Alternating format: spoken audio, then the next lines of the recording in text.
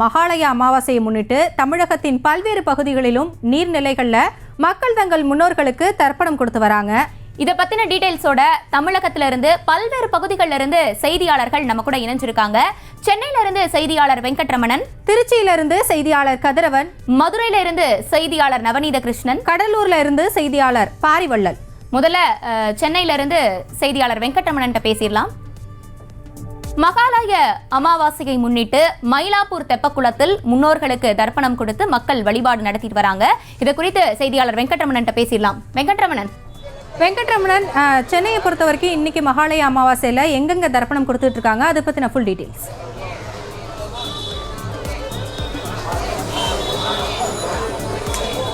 புரட்டாசி மாதம் மகாலய அமாவாசையை முன்னிட்டு இறந்த முன்னோர்களுக்கு அவரது உறவினர்கள் தர்ப்பணம் கொடுப்பது வழக்கம்.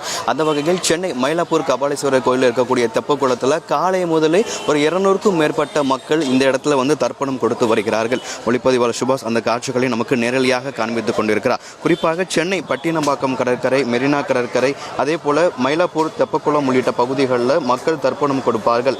அந்த வகையில் காலை முதலே மயிலாப்பூரில் இருக்கக்கூடிய தெப்பக்குளத்தில் மக்கள் 200க்கும் மேற்பட்ட மக்கள் தற்பொழுது உயிரிழந்த அவர்களது முன்னோர்களுக்கு இந்த தர்ப்பணத்தை கொடுத்து வருகிறார்கள்.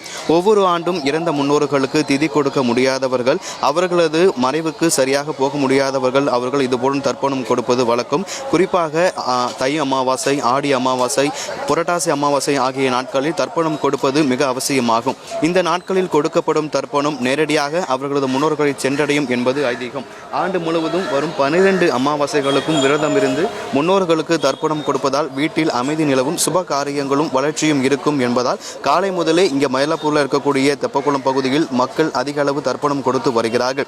இந்த ஆண்டு புரட்டாசி அமாவாசை 2 நாட்கள் வருகிறது.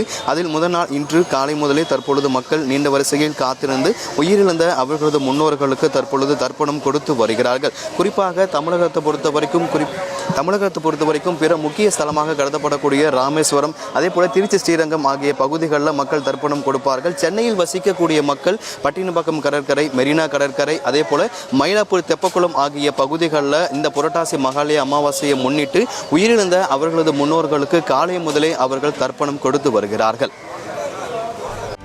செய்திகளை உடனுக்குடனும் துல்லியமாகவும் தெரிந்து கொள்ள சப்ஸ்கிரைப் பண்ணுங்க.